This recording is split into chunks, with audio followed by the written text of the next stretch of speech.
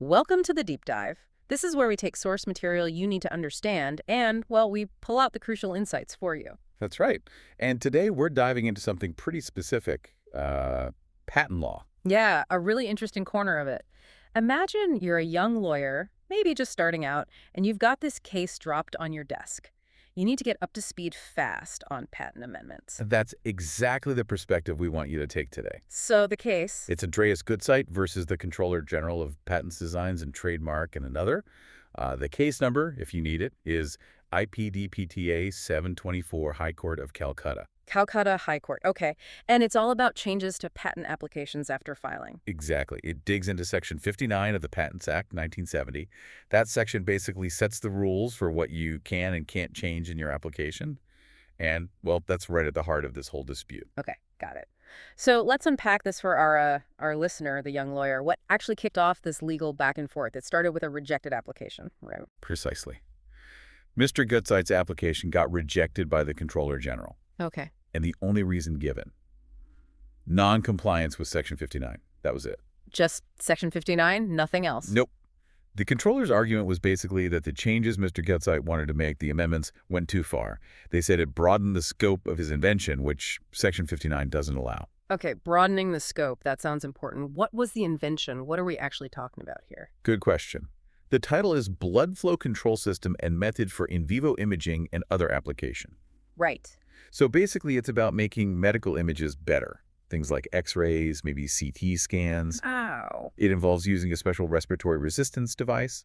The idea is you control the patient's breathing while you inject something, like a contrast dye. Okay. By controlling the breathing, you control how that substance spreads, hopefully leading to much clearer images for diagnosis. It's this kind of synchronized breathing and injection technique. Interesting. Sounds potentially very useful. So where did the amendment problem come in? What specific change made the controller say, nope, that's broadening? Yeah, this is the core of it. The controller claimed that Gutzeit tried to change an original method claim, describing a process. A way of doing something. Exactly. Into a system claim, which describes the actual physical stuff, the apparatus. The device itself. Right. The controller saw this as a massive shift. They argued it basically expanded what the invention covered, making it broader, which, again, Section 59 forbids. They even went so far as to say the original application only described a method. Okay, so the controller's view, moving from how to do it to the thing you used to do it, was too big a jump for an amendment. Got it. So how did Gutzeit push back? What did his team argue in the High Court? Well, they had several points. First off, they said, look, after we filed the amendments and responded to the first examination report, the Patent Office should have really re-examined the whole thing afresh. Kind of like hitting reset on the review process once changes are made? Pretty much, yeah. They felt that didn't really happen properly. They also pointed out something interesting in the rejection order itself. Oh. The order actually mentioned significant changes and new features in the amended claims. But, Gutzeit's team argued, the controller never actually explained why these changes were considered broadening or against Section 59. It was just stated no real analysis. Just a conclusion without the working out, basically. You could say that. And crucially, they argued the controller never properly checked if the amended claims still fit within the scope of what was originally disclosed. Yeah. Comparing the before and after. Yeah, that seems pretty fundamental. If you're saying it's gone too far, you need to show what it went too far from. Absolutely. They also highlighted what looked like an inconsistency. The rejection order mentioned a contrast dye system in one of the original claims. Wait, so the controller acknowledged a system component initially? That's what Gutzeit's team argued. They questioned why the controller noted that, but then later argued that introducing a system claim via amendment was improper. It seemed contradictory. Okay. And finally, they stressed that original claims, I think it was 18 and 27, specifically mentioned the system being for use in a method. They argued this showed the system aspect was there from the start, intrinsically linked. So not just pulled out of thin air later on. Right. They also mentioned, kind of as an aside, that similar patents have been granted elsewhere, EU, China, US, etc. Though, to be fair, the High Court didn't seem to put a huge amount of weight on that point. Okay. So a strong counterargument. The system was always part of it, and the controller didn't justify the rejection properly. For our young lawyer listener, this really highlights that just slapping labels like method or system isn't enough. You need to look deeper. Exactly. So how did the High Court approach this? What was their take on Section 59? The High Court really dug into Section 59, subsection 1. Now, for your understanding, this section does allow amendments. You can make changes to disclaim something, correct an error, explain something, or even incorporate an actual fact. Okay, so there is some flexibility. There is, but, and this is a really critical part, it explicitly says you cannot introduce new matter that wasn't in the original disclosure. And the amended claims have to fall within the scope of the original claims. So you can refine, maybe narrow it down, but you can't sneak in a whole new idea through an amendment. Spot on. You can't broaden it. The court brought up the Nippon A&L Inc. case, which is quite important here. It set out 4 conditions, all of which must be met for an amendment to be okay under Section 59.1. These basically ensure you're not changing the fundamental invention. 4 cumulative conditions, okay. Right. And the court also noted that the law itself changed slightly back in 2002. Yeah. Section 59 used to say amendments could be for correcting an obvious mistake.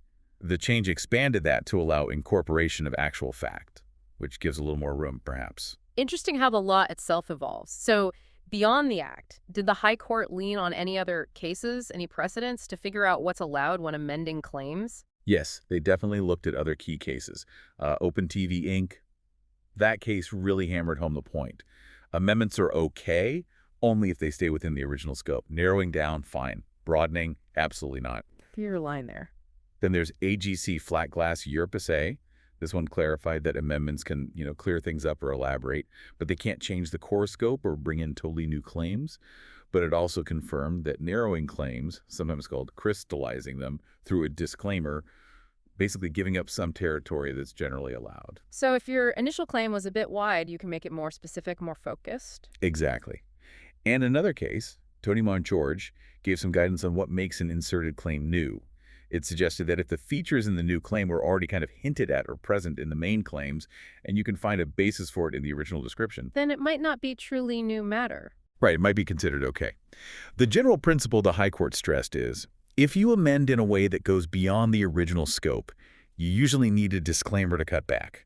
The big question always is, have you added any new subject matter related to the invention, either by adding words or maybe even deleting something crucial? Makes sense. Keep the original bargain intact. Don't try to change the deal later. Competitors need to know what they're up against from the start.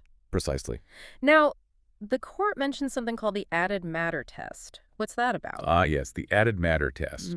They refer to the Richardson-Vick Inc.'s patent case for this. It's actually a pretty straightforward idea, conceptually at least. Okay. The test asks, would a person skilled in that particular field, someone who knows the technology, learn anything new about the invention from the amended patent document that they couldn't have figured out just from reading the original one? So is this amendment actually teaching something novel that wasn't already implicitly there? Exactly that. The whole point is to stop applicants getting a patent for potentially a different invention than the one they first described. It protects third parties, too. They should be able to look at the original application and understand the scope without being blindsided by completely new stuff added later via amendment. Right, ensuring fairness and transparency. Okay, so we've got the law, Section 59, the case precedents, this added matter test. Now let's get back to Gutzeit. For our young lawyer trying to figure out why the controller's decision got overturned, what were the killer flaws the High Court found? The High Court pinpointed several pretty significant weaknesses in the controller's order. Firstly, remember the controller mentioned the contrast dye system in the original claims? Yeah. Well, the High Court said the controller completely failed to discuss whether that mention was relevant to the amendments being proposed. They just ignored its potential connection to the argument that a system was always part of the invention. Just glossed over potentially key evidence. It seemed that way. Secondly, the court said the controller never actually decided if the invention, as described in the amended claims, was truly covered or comprehended within the original disclosure.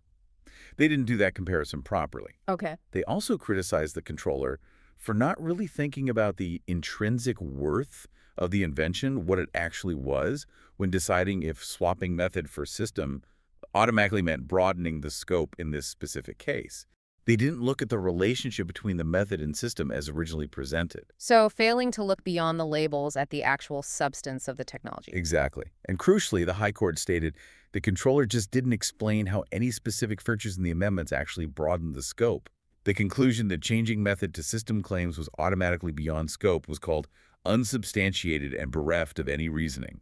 Strong words. Wow, yeah, bereft of reasoning is pretty damning in a legal context. It is.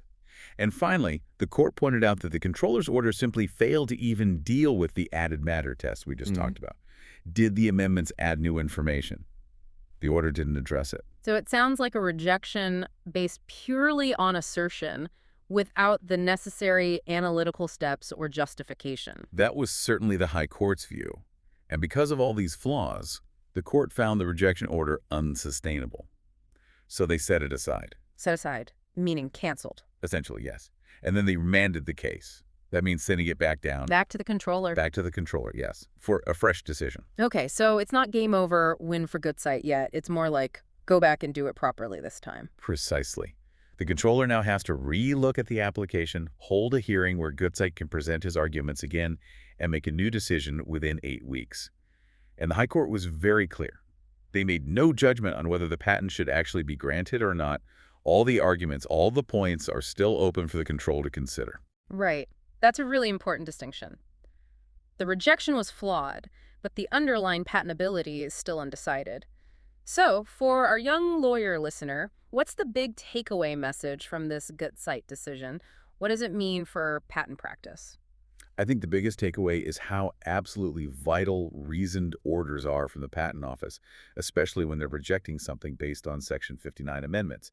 You can't just say it broadens the scope and leave it at that. You need the why. You absolutely need the why. The controller has to explain their logic connected to the facts of the application, the specific amendments, and the law. They need to, well, show they're working. Makes sense. It's not enough to just tick a box. You have to justify the decision, especially when denying rights. Exactly.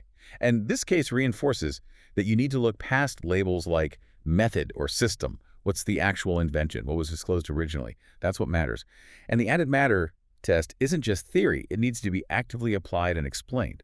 Plus, it underscores due process. The applicant deserves a fair hearing and a decision that actually grapples with their arguments. And let's be crystal clear for everyone listening. The High Court did not say that changing a method claim to a system claim is always okay, did they? Absolutely not. That wasn't the ruling. Whether such a change is permissible will always depend on the specifics, the original disclosure, the nature of the claims, and a proper application of Section 59. The controller just has to do that analysis properly this time around. Okay. Now, just to circle back quickly, what was the controller's core justification again for saying no the first time? Just so we have it clear. Their main line, as we discussed, was that the original application was only a method claim, period. Therefore, trying to add a system claim later was, in their view, a fundamental change, an impermissible one, that radically altered and broadened the invention's scope, hitting that Section 59 prohibition. So, in their eyes, method and system were inherently different categories in this context, and switching between them was automatically broadening. That seemed to be their initial position, yes. And the key legal questions the High Court zeroed in on. Two main things. First, did the amendments actually violate Section 59, looking at scope, added matter? And second, and this turned out to be the decisive one, was the controller's order properly reasoned? Did it adequately justify the conclusion that Section 59 was violated? And the answer to that second one was clearly no. That's what led to the order being set aside, yes. Yeah. The reasoning wasn't sufficient. Okay, so wrapping this up for our young lawyer listener, navigating these patent complexities, what's the final distilled takeaway from our deep dive into Gutzeit? I'd say the most critical point is just how essential, thorough, well-reasoned decisions are from the Patent Office, particularly on Section 59 amendments. Even though the High Court didn't rule on the ultimate question of whether the amendment itself was okay, Right. the case powerfully shows that the justification for a rejection has to be solid. It needs to be clear, logical, and based on the evidence and the law.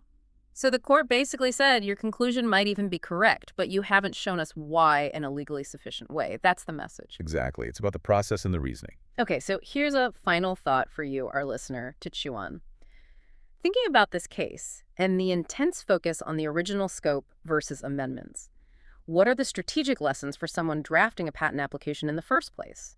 And what should they be thinking about down the line if they need to consider amendments? How do you balance getting broad protection initially with the risk of amendment challenges later? That is a really good question to ponder. And for anyone who wants to get deeper into the weeds on this, Definitely look up those cases we mentioned. Nippon A&L, Open TV, AGC Flat Glass, Richardson Vic. They really flesh out the principles. Great suggestion. Well, thanks for joining us on this deep dive into a pretty complex bit of patent law. My pleasure. Until the next time we explore the source material, keep digging deeper.